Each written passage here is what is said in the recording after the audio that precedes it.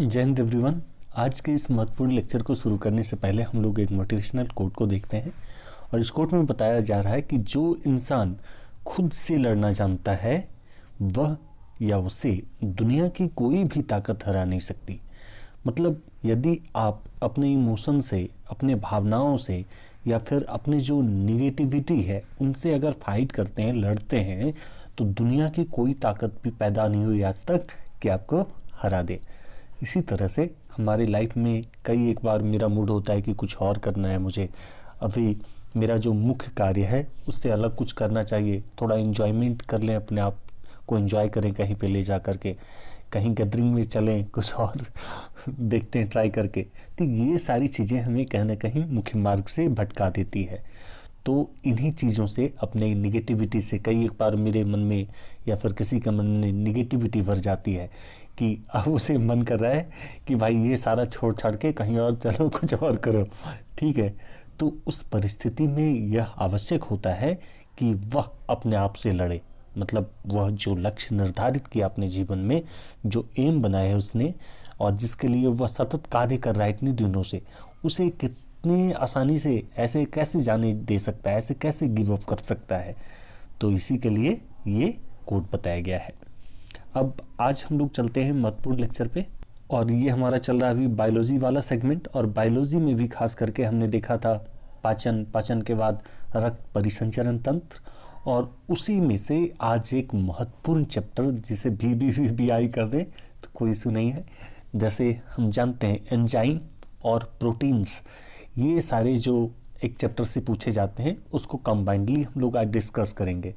खास करके जो विभिन्न प्रकार के हमारे बॉडी में एंजाइम्स होते हैं या प्रोटीन्स होते हैं या फिर और भी जो विविध आयाम है, उन सारे क्वेश्चन को इन तीनों बुक के, जिसे हम त्रिरत्न सीरीज के अंतर्गत डिस्कस करें, जिसमें घटना चक्र, लुसेंट और क्राउन का सामान्य ज्ञान शामिल है। और उसमें भी हमारा चल रहा है सामान्य विज्ञान वाला सेगमेंट, जिसमें हम लोग बायोलॉजी को डिस्कस कर रहे हैं, ठीक है। तो आज के लेक्चर को प्रारंभ करते हैं हम यहाँ से।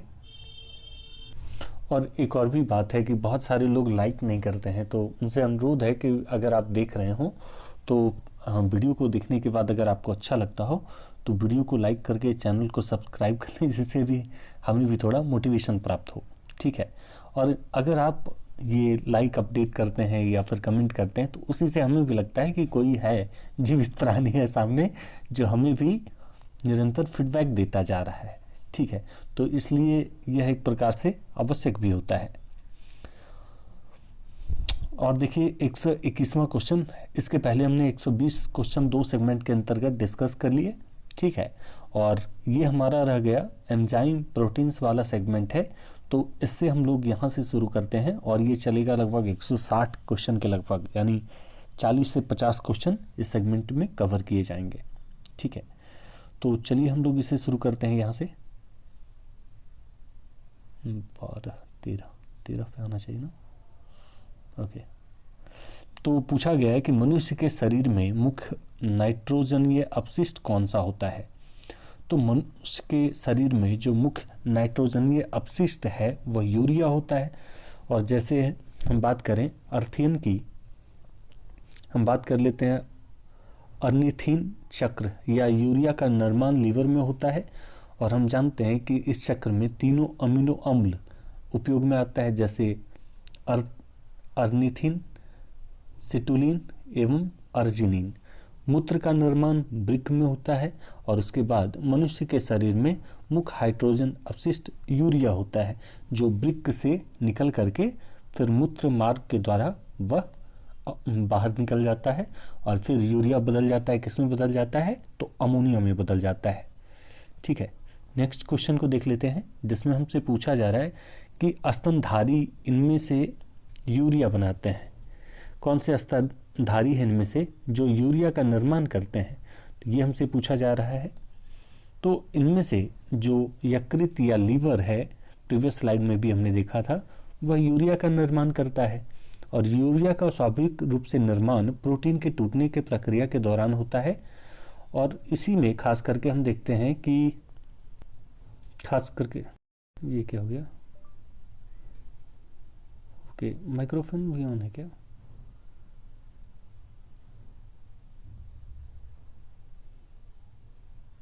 ठीक है, अब कंट्रोल हो गया। नहीं, उसको ऑफ कर दिए ना, वाईफाई को ऑफ कर दिए वहाँ से। तो इसमें क्या होता है कि यूरिया का स्वाभाविक रूप से निर्माण जो होता है प्रोटीन के टूटने की प्रक्रिया के दौरान होता है, और इसी दौरान क्या होता है कि इस प्रक्रिया के वजह से ही प्रोटीन में मौजूद जो अमीनो अम्ल होते हैं उनमें से अमीनो समूह निकल जाते हैं, और ये अमीनो अम्ल जो होता है वह समूह बेहद जहरीले होते हैं जो अमोनिया में परिवर्तित हो जाते हैं, मतलब शरीर से बाहर निकलने के बाद वह अमोनिया में परिवर्तित हो जाता है, और इस तरह इससे बनने वाला जो पदार्थ होता है अमोनिया अंत में लीवर द्वारा यूरिया में बदल दिया जाता है, और यूरिया का निर्माण अर्निथिन चक्र के द्वारा होता है जिसमें अमोनिया यूरिया में बदल जाती है। और फिर आप जानते हैं कि जब मूत्र मार्ग से जब हमारा पेशाब निकल जाता है उसके बाद वह जब बाहर आ जाता है, एनवायरमेंट में आ जाता है, तब वह अमोनिया में ही परिवर्तित हो जाता है। नेक्स्ट क्वेश्चन है कि मानव शरीर में सबसे छोटी अंतःस्रावी ग्रंथि कौन सी है? अच्छा, ग्रंथि भी इसी में देखिए शामिल है, हमने भूल गया था बताने के लिए। एंजाइम, प्रोटीन्स ग्रंथि, अंतःस्रावी और बाह्यस्रावी ग्रंथि सारी इसमें शामिल है 60 क्वेश्चन में। तो मानव शरीर की सबसे छोटी अंतःस्रावी ग्रंथि के रूप में पिट्यूटरी ग्लैंड या पीयूष ग्रंथि है, जिसे मास्टर ग्लैंड भी कहा जाता है। शरीर की सबसे छोटी अंतःस्रावी ग्रंथि पिट्यूटरी अर्थात पीयूष ग्रंथि होती है, जो कि गोल तथा भूरी लाल होती है। इसका भार 0.5 से 1 ग्राम समथिंग होता है, और व्यास की बात करें तो 1 से लगभग 1.5 सेंटीमीटर का व्यास होता है इसका। और ये हाइपोफाइब्रोसिस सेब्रिवाई भी इसे कहा जाता है, जो कि मास्टर ग्रंथि, मास्टर ग्लैंड के नाम से भी जाना जाता है, क्योंकि इसके कई हार्मोन्स अंतःस्रावी ग्रंथियों का नियंत्रण करते हैं इसमें। ठीक है, नेक्स्ट क्वेश्चन है मनुष्य में रुधिर क्या छनन करता है या छानता है? तो मनुष्य में जो बोमेन संपुटन में होता है वह क्या करता है? रुधिर को छानता है। मनुष्य में रुधिर या बोमेन संपुटन में यह छनता है। नेक्स्ट क्वेश्चन है मूत्र का पीला रंग किसकी मौजूदगी के कारण होता है? तो मूत्र का जो पीला रंग होता है वह यूरोक्रोम के मौजूदगी के कारण होता है। यूरोक्रोम की उपस्थिति के कारण मूत्र को पीला वर्ग या पीला रंग प्रदान करती है यह, और मूत्र का विशेष गंध जो यूरोनोड के कारण होता है। तो पीला रंग जो होता है वह यूरोक्रोम की वजह से होता है मूत्र का, और जो गंध देता है वह यूरोनोड की वजह से होता है। नेक्स्ट क्वेश्चन है गुर्दे का कार्यात्मक यूनिट क्या है? तो गुर्दे का कार्यात्मक यूनिट जो है वह नेफ्रॉन कहलाता है। वृक्क या किडनी के तौर पे भी जानते हैं हम। जो मनुष्य का उत्सर्जी तंत्र है, शरीर में 2 वृक्क होते हैं, इसका आकार सेम बीज के जैसा होता है, और इससे बाहरी भाग को कार्टेस तथा आंतरिक भाग को मेडुला कहते हैं। प्रत्येक वृक्क लगभग 10 लाख सूक्ष्म नालिकाओं से बना होता है, जिन्हें वृक्क नालिका या नेफ्रॉन कहते हैं। नेफ्रॉन ही वृक्क की कार्यात्मक इकाई या फंक्शनल यूनिट होते हैं। इसका प्रमुख कार्य रुधिर से उत्सर्जी पदार्थों का उन्मूलन करना होता है। नेक्स्ट क्वेश्चन है कृत्रिम गुर्दा निम्नलिखित में किस सिद्धांत पर काम करता है? तो कृत्रिम गुर्दा जो होता है वह कृत्रिम गुर्दा डायलिसिस के तौर पे कार्य करता है। अपोहन या डायलिसिस में क्या होता है कि रक्त शोधन की एक कृत्रिम विधि होती है, और इस विधि में डायलिसिस की प्रक्रिया को तब अपनाया जाता है जब किसी व्यक्ति के वृक्क या किडनी या गुर्दे सही से नहीं काम कर रहे होते हैं।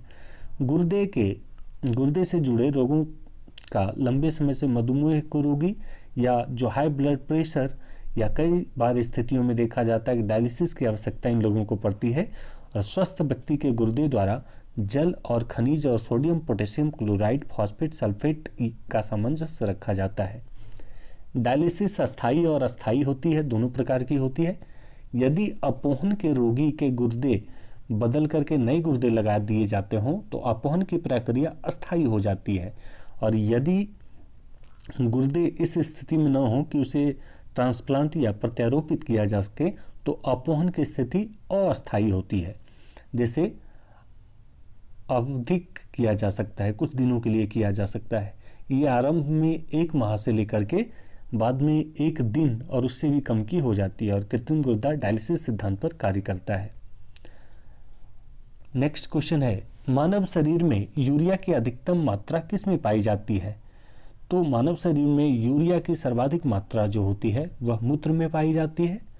मानव शरीर में यूरिया की अधिकतम मात्रा मूत्र में पाई जाती है और वृक्क के द्वारा मानव शरीर में अनावश्यक पदार्थों को जल की कुछ मात्रा के साथ मूत्र के रूप में बाहर निकाल दिया जाता है। मूत्र का रंग जो पीला होता है वह यूरोक्रोम के कारण होता है और सामान्य मूत्र में लगभग 95% जल और लगभग 2.7% यूरिया और 0.3% यूरिक एसिड या अम्ल पाया जाता है। नेक्स्ट क्वेश्चन है कि अपोहन या डायलिसिस का प्रयोग किस क्रिया को पूरा करने के लिए होता है? तो अपोहन या डायलिसिस का प्रयोग यह होता है किडनी के कार्य को पूरा करने के लिए या वृक्क के कार्य को पूरा करने के लिए। प्रीवियस स्लाइड में भी हमने देखा। नेक्स्ट क्वेश्चन है, स्वेदन निम्न में किसके लिए महत्वपूर्ण है? तो स्वेदन जो है वह शरीर के तापमान के विनियंत्रण के लिए आवश्यक होता है। तो स्वेदन का जो प्रयोग है वह देख लेते हैं क्या है। तो स्तनधारी प्राणियों में स्वेदन की क्रिया मुख्यतः शरीर के जल जो होते हैं उसका बाष्पोत्सर्जन के द्वारा शरीर के ताप को नियंत्रित करता है। ठीक है, और इसके लिए स्वेदन के द्वारा शरीर के त्वचा की ग्रंथियां से निकलने वाला तरल होता है जिसमें विभिन्न अपशिष्ट क्लोराइडों का जलीय मिश्रण होता है जो स्वेदन की क्रिया या हाइपोथैलेमस द्वारा नियंत्रित होता है। जैसे व्यक्ति कोई दौड़ कर आ रहा है, उसके बॉडी से बहुत सारा पसीना निकलता है, तो उसमें हाइपोथैलेमस बहुत ज़्यादा एक्टिव हो जाता है और वह महसूस करता है कि बॉडी में ताप को नियंत्रित करने की आवश्यकता है। इसी के लिए क्या करता है कि वहाँ पर पसीना निकालता है शरीर से, ठीक है, ताकि टेम्परेचर को कंट्रोल किया जा सके। नेक्स्ट क्वेश्चन है और इसमें हमसे पूछा जा रहा है कि मानव वृक्क अश्मीरी में पाया जाने वाला प्रमुख रासायनिक यौगिक कौन सा है? तो यह कैल्शियम ऑक्सलेट है। मानव वृक्क या अश्मीरी में पाया जाने वाला प्रमुख रासायनिक यौगिक कैल्शियम ऑक्सलेट है। नेक्स्ट क्वेश्चन है, हेनले का लूप कार्य किससे संबंधित है? तो हेनले का लूप कार्य जो है वह उत्सर्जन तंत्र से संबंधित है। हेनले के मुख्य कार्य के रूप में हम देखते हैं कि गुर्दे मज्जा में एकाग्रता ढाल बनाने के लिए किया जाता है और प्रतिरूप गुणक प्रणाली के माध्यम से जो इलेक्ट्रोलाइट पंपों का उपयोग करता है। और हेनले का लूप उच्च यूरिया एकाग्रता को एक क्षेत्र में बनाता है जो मज्जा में गहरा होता है और एकत्रित वाहिनी प्रणाली में पिपलरी वाहिनी के पास होता है। पिपलरी वाहिनी में मौजूद नालिका में मौजूद पानी नालिका से निकलकर वाष्पन के चैनलों द्वारा होकर बहता है जो निष्क्रिय रूप से अपनी सांद्रता प्रवणता को बढ़ाता है और यह प्रक्रिया पानी को पुनः ग्रहण करती है और उत्सर्जन के लिए एक केंद्रित मूत्र बनाती है। नेक्स्ट क्वेश्चन है कि सामान्यतः निषेचन कहाँ होता है? तो अब देखिए ये जो क्वेश्चन आ रहा है यहाँ पर इसमें ओके 132 तक हो चुका है। कुछ प्रीवियस क्वेश्चन बच गए थे, मैं यहाँ पे उसे शामिल करता हूँ। तो देखिए ऐसा है कि 111 के बाद कुछ क्वेश्चन बच गए थे लेकिन हमने फिर से इसको कवर कर लिया था 121 पर जा कर के, ठीक है। तो यहाँ पर कुछ महत्वपूर्ण क्वेश्चन था तो मुझे इसमें शामिल करना था उसे भी, और उसके बाद हमारा दूसरा चैप्टर शुरू हो जाएगा, ठीक है। तो ये 10 क्वेश्चन को और कंपाइल करते हैं यहाँ पे, उसके बाद हम लोग नेक्स्ट लेक्चर के थ्रू मिलेंगे। तो इस क्वेश्चन में हमसे पूछा गया है कि प्रतिवर्ती क्रियाओं का नियंत्रण केंद्र कहाँ पर होता है? तो मानव शरीर में जो प्रतिवर्ती क्रियाएं होती हैं उसका जो नियंत्रण होता है वह हमारी बॉडी के कशेरुकी रज्जु में होता है, या जो स्पाइनल कोड कहते हैं ना, उसी में होता है। तो जो शरीर में जैसे हमें चोट लगता है या किसी भी प्रकार का पैर में चोट लगा या कहीं पर चोट लगा तो सबसे पहले पैर पे इंफॉर्मेशन पहुंचता है कि उसे चोट लगा और वो हमारे स्पाइनल कोड के थ्रू सूचना भेजता है हमारे दिमाग को, ठीक है। और उसके बाद क्या होता है कि हमारे बॉडी उसके प्रति रिएक्शन देता है और सडन क्या करते हैं, प्रतिवर्ती क्रिया के द्वारा जब हमारे पैर पे कांटे पड़ने लगते हैं तो हम पैर को पीछे खींच लेते हैं। तो ये सारी क्रियाएं जो होती है वह स्पाइनल कॉर्ड के द्वारा निर्धारित होती है। नेक्स्ट क्वेश्चन है कि श्वसन की क्रिया संपन्न कहाँ होती है? तो श्वसन की क्रिया जो होती है वह माइटोकॉन्ड्रिया में संपन्न होती है। और आप जानते हैं कि माइटोकॉन्ड्रिया जो है वह एक जीवाणु एवं नील हरित शैवाल को छोड़कर से सभी सजीव पादप एवं जंतु कोशिकाओं में कोशिका द्रव में अनियमित रूप से बिखरे हुए कोशिकांगों में रहते हैं। और श्वसन की क्रिया को प्रत्येक जीवित कोशिका के कोशिका द्रव एवं माइटोकॉन्ड्रिया में संपन्न होती है इससे। और श्वसन संबंधित प्रारंभिक क्रियाएं कोशिका द्रव में होती है तथा शेष क्रियाएं माइटोकॉन्ड्रिया में होती है। चूंकि क्रिया के अंतिम चरण में ही अधिकांश ऊर्जा वहां उत्पन्न होती है, इसलिए माइटोकॉन्ड्रिया को कोशिका का श्वसनांग या पावर हाउस भी कहा जाता है। नेक्स्ट क्वेश्चन है कि मनुष्य में श्वासोच्छ्वास में बाहर निकली वायु या O2 की मात्रा कितनी % में होती है? तो वह होती है 16% में।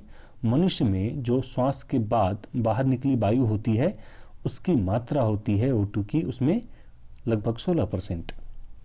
नेक्स्ट क्वेश्चन है ग्लूकोज के पूर्ण ऑक्सीकरण के फलस्वरूप कितने अणु ATP का निर्माण होता है? तो ग्लूकोज के पूर्ण रूप से जब ऑक्सीकरण हो जाते हैं उसके बाद ATP का निर्माण होता है, तो वह 38 ATP का निर्माण होता है। वायु और श्वसन तंत्र में ऑक्सीजन की उपयोगिता होती है और कार्बनिक पदार्थ या शर्करा आदि का पूर्ण ऑक्सीकरण होकर के अंतिम उत्पाद के रूप में CO2 एवं जल का निर्माण हो जाता है और काफ़ी अधिक ऊर्जा की प्राप्ति होती है। जैसे हम 38 ATP या प्रति ग्लूकोज मॉलिक्यूल के रूप में यहाँ से ऊर्जा उत्पन्न होती है। इसमें ग्लाइकोलिसिस, हेक्सासोस और मोनोफास्फेटेस और क्रेब्स साइकिल तथा इलेक्ट्रॉन ट्रांसफर सिस्टम या ATP संश्लेषण। ATP का फुल फॉर्म क्या हुआ? इलेक्ट्रॉन ट्रांसफर सिस्टम तो दूसरा हो गया। क्रेब्स साइकिल और इलेक्ट्रॉन ट्रांसफर सिस्टम ATP संश्लेषण की क्रियाओं द्वारा पूर्ण ऑक्सीकरण होता है। नेक्स्ट क्वेश्चन है कि मनुष्य 1 मिनट में कितनी बार सांस लेता है? तो मनुष्य 1 मिनट में लगभग 16 से 18 टाइम सांस लेता है। ठीक है, सामान्य व्यक्ति की बात करें तो वह 1 मिनट में 15 से 18 बार सांस लेकर ऑक्सीजन ग्रहण करता है तथा कार्बन डाइऑक्साइड गैस के रूप में शरीर की गंदगी को बाहर निकालता है। और शिशु व बालकों की श्वास गति वयस्कों की अपेक्षा अधिक होती है, इसीलिए बच्चा एकदम उगडू गुगडू लव करके बहुत जल्दी सांस लेता है। ठीक है, तो हम नेक्स्ट क्वेश्चन पे आते हैं जिसमें हमसे पूछा गया है भोजन का ऊर्जा में परिवर्तन कोशिका के किस भाग में होता है? तो भोजन का ऊर्जा में परिवर्तन कोशिका के माइटोकॉन्ड्रिया में होता है। ठीक है, माइटोकॉन्ड्रिया मानव शरीर का पावर हाउस इसलिए कहलाता है और ये सूक्ष्म आणविक थैलियाँ यहाँ पर होती है जिसकी संरचना अनेक समतल बाहरी तथा भीतरी झिल्लियों जैसी होती है।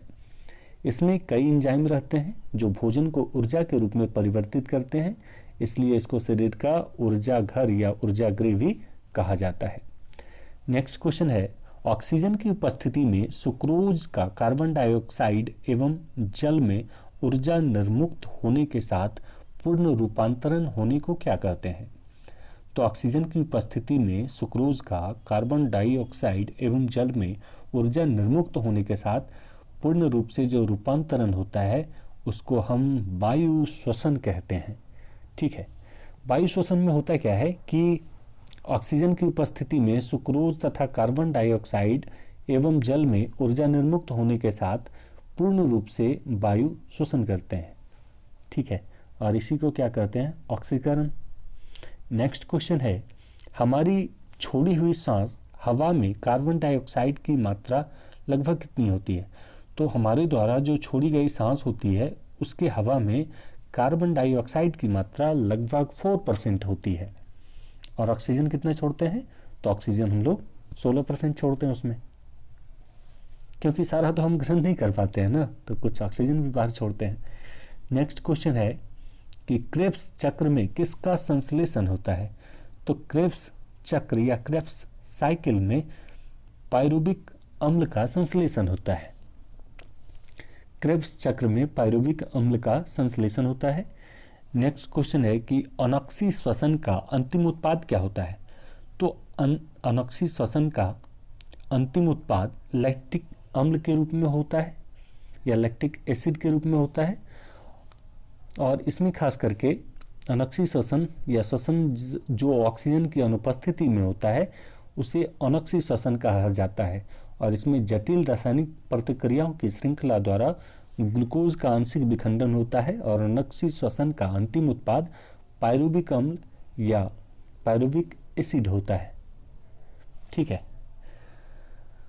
नेक्स्ट क्वेश्चन पे 120 तक तो हम लोग यहाँ पर पहुँच चुके हैं, और इससे अगला क्वेश्चन हमने देख ही लिया था, और यहाँ के बाद हमारा नेक्स्ट चैप्टर शुरू हो जाएगा। ठीक है, यहाँ के बाद हमारा रिप्रोडक्टिव सिस्टम स्टार्ट हो जाएगा, तो हम लोग यहीं पे इस लेक्चर को कंप्लीट करना चाहते हैं। अगर ये प्रयास अच्छा लगता है तो वीडियो को लाइक करके चैनल को सब्सक्राइब कर लें। देखने के लिए सभी को धन्यवाद। जय हिंद।